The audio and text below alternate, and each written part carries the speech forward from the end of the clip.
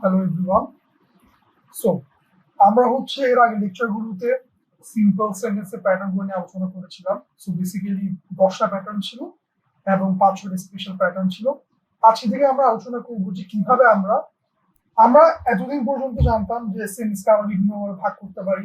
অর্থের দিক দিয়ে 5 ভাবে, স্ট্রাকচারের দিক দিয়ে 3 ভাবে, এভাবে বিভিন্নভাবে আমরা সেন্টেন্স বিভিন্নভাবে ভাগ করতে পারি। স্ট্রাকচারের দিক দিয়ে সেন্টেন্স 3 রকমের হয়: simple sentence, complex sentence, compound sentence.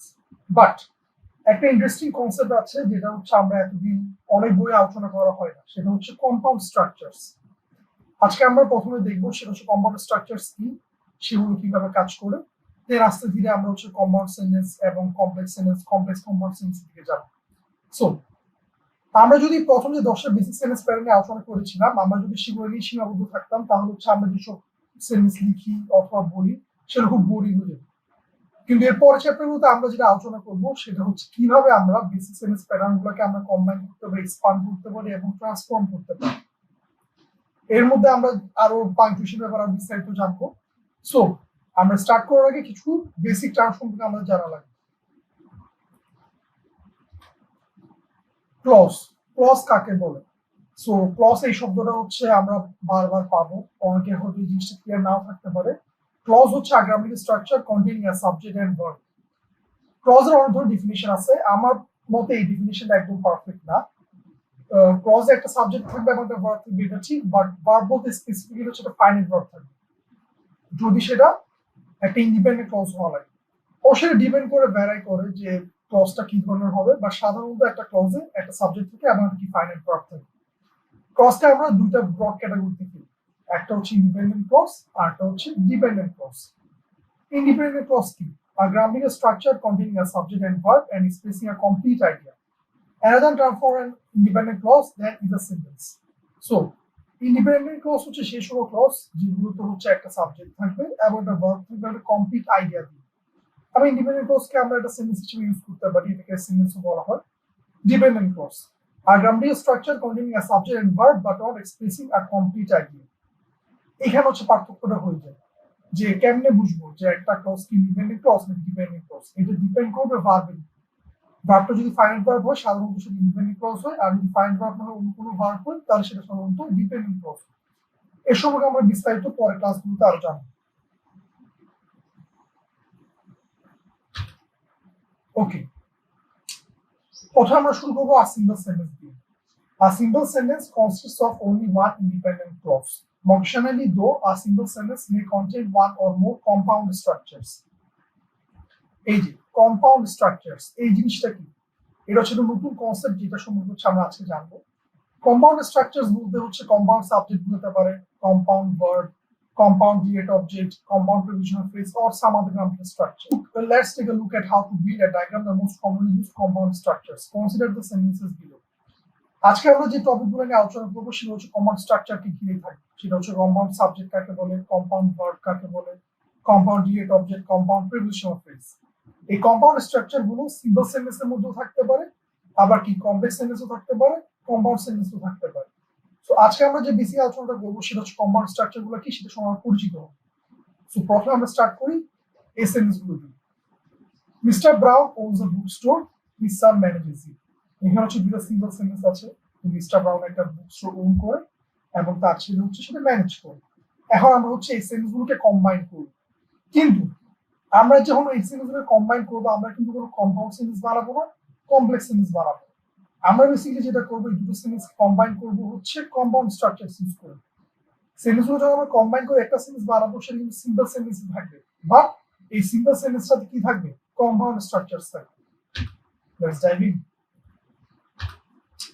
Both of these are simple sentences. Although we change the meaning, we can combine them into one sentence by using a compound subject.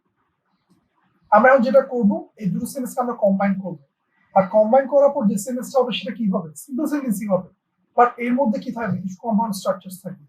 প্রথমে আমরা দেখব compound subject. Mister Brown and his son own a book store. আমরা প্রথমে কি করলাম? Mister Brown owns a book store, his son manages it. আমরা প্রথমে যেটা করলাম সেটা হচ্ছে দুটো সেন্টেন্সকে কম্বাইন করলাম, বাট মিনিংটা এক্স্যাক্টলি সেম হচ্ছে না। বাট কি করলাম? দুটো সাবজেক্টকে একসাথে করলাম। Mister Brown and his son own a book store. Note that this sentence is simple because it details the one subject and one verb structure of the simple sentence, even though the subject is now compound. এখানে জিনিস observe করি আমরা, এখানে verb আছে কয়টা? একটা। Mister Brown and his son own a book store, verb আছে একটা, বাট সাবজেক্ট আছে কয়টা?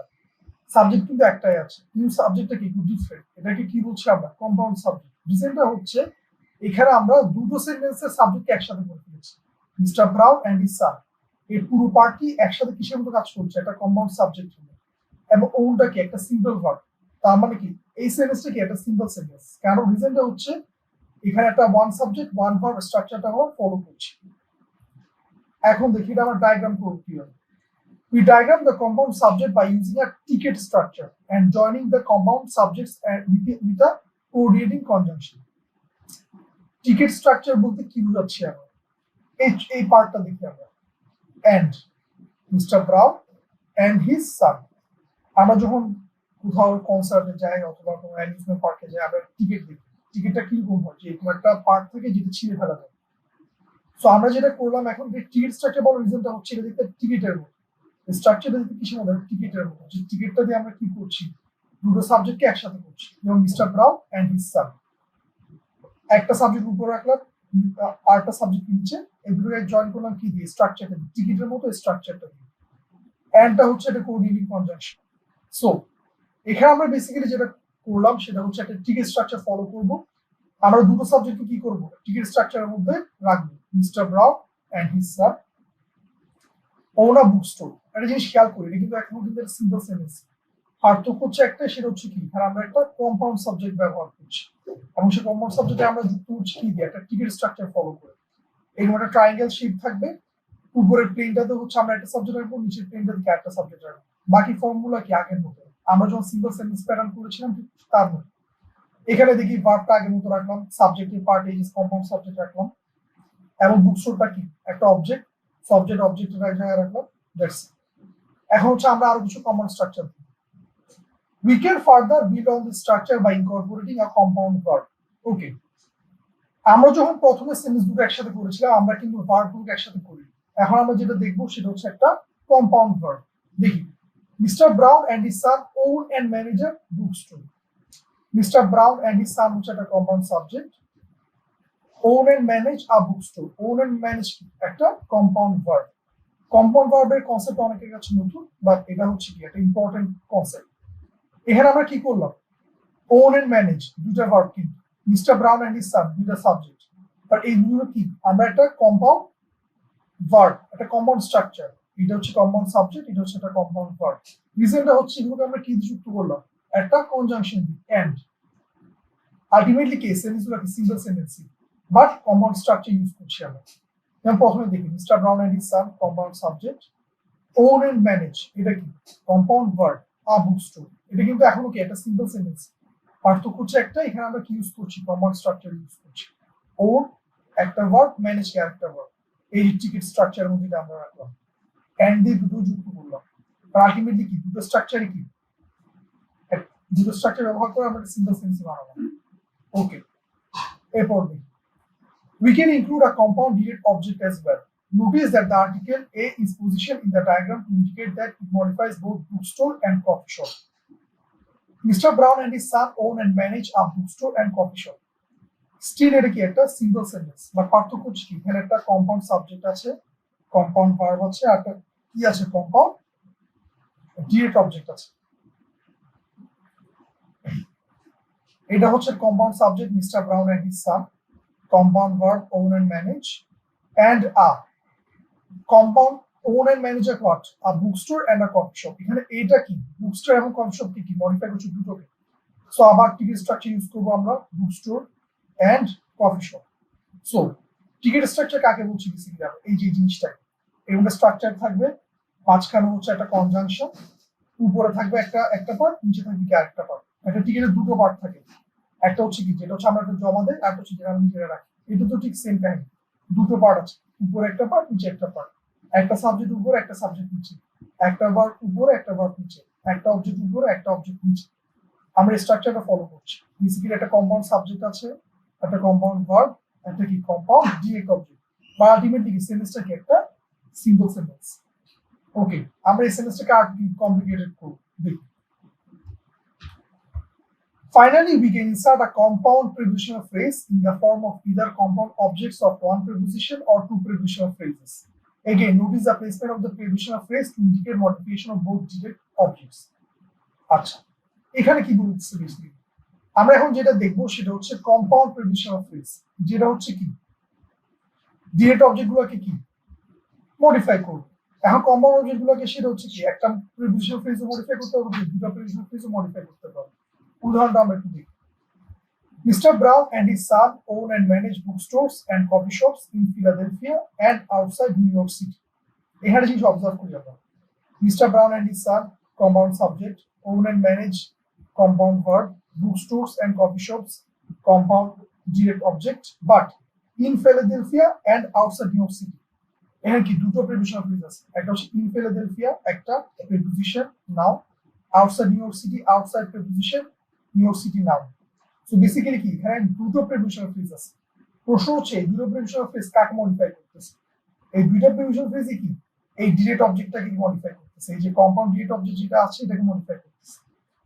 এটাকে কম্পাউন্ড প্রিপোজিশনাল ফ্রেজ বলার রিজনটা হচ্ছে দুটো প্রিপোজিশনাল ফ্রেজই কি একসাথে।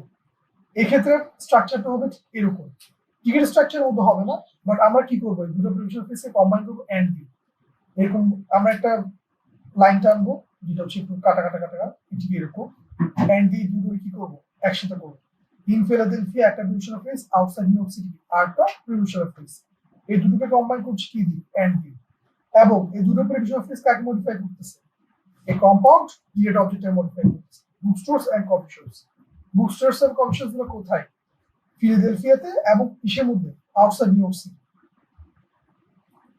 Last part, the final variation demonstrates how to illustrate compound structures that are separately modified. ওকে, প্রথম স্ট্রাকচারটা দেখি আমরা। এখানে যে প্রিপোজিশনাল ফ্রেজ গুলো আছে এগুলো মডিফাই করতেছে কাকে? পুরো কম্পাউন্ড ডিরেক্ট অবজেক্টটাকে। কিন্তু এখানে যে প্রিপোজিশনাল ফ্রেজ গুলো আছে এগুলো কি কম্পাউন্ড ডিরেক্ট অবজেক্টকে মডিফাই করতেছে না, ইন্ডিভিজুয়ালি কি প্রত্যেকটা অবজেক্টকে মডিফাই করতেছে। Mr. Brown and his son own and manage a large bookstore in Philadelphia and a popular coffee shop in New York City. Difference study. A large bookstore, a large modifiers, bookstore modify করতেছে in Philadelphia. এখানে in Philadelphia শুধু কাকে modify করতেছে? বুকস্টোরটাকে। আর in New York City কাকে modify করতেছে? শুধুমাত্র coffee শপটাকে। But এখানে কি হচ্ছিল? এখানে in Philadelphia and outside New York City পুরো প্রিপোজিশনাল ফ্রেজটা কাকে মডিফাই করতেছে? এই পুরো কম্পাউন্ড ডিরেক্ট অবজেক্টটাকে। বাট এটাতে সেই জিনিসটা হচ্ছে না। এখানে ইন ফিলাডেলফিয়া মডিফাই করতেছে শুধুমাত্র আ লার্জ বুকস্টোরকে এবং in new York city modify করতেছে শুধুমাত্র আ পপুলার কফি শপ। এটা হচ্ছে ডিফারেন্স। প্রথমটাতে কি ছিল?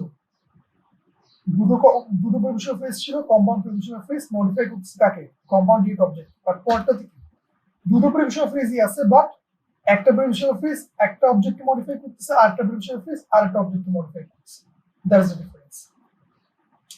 Okay, finally, most likely you will seldom incorporate more than one or two compound structures within a sentence. What is most important to note in this section is that regardless of how many compound structures the sentence can accommodate, it remains a single sentence because it contains only one subject, verb, unit. Okay, আমরা হচ্ছে compound structure গুলো সবসময় use করবো না, খুব rarely use করবো। But আমরা যত ইউজ করি না কেন কম্পাউন্ড স্ট্রাকচার গুলো এগুলো কি একটা সিম্পল সেন্টেন্সই থাকবে। যেমন এখানে দেখি এটাও কিন্তু একটা সিম্পল সেন্টেন্স। রিজন হচ্ছে এখানে কম্পাউন্ড সাবজেক্ট আছে একটা, কম্পাউন্ড ভার্ব আছে একটা। এটাও একটা কি সিম্পল সেন্টেন্স, কম্পাউন্ড সাবজেক্ট আছে একটা, কম্পাউন্ড ভার্ব আছে একটা। এটাও সিম্পল সেন্টেন্স, কম্পাউন্ড সাবজেক্ট আছে একটা, কম্পাউন্ড ভার্ব আছে একটা। এটাও সিম্পল সেন্টেন্স, কম্পাউন্ড সাবজেক্ট একটা, কম্পাউন্ড ভার্ব একটা। এটাও সিম্পল সেন্টেন্স, রিজন হচ্ছে কম্পাউন্ড সাবজেক্ট একটা। সো আলটিমেটলি আমরা কম্পাউন্ড স্ট্রাকচার যেভাবে ইউজ করি না কেন এগুলো কি একটা সিম্পল সেন্টেন্সই থাকবে।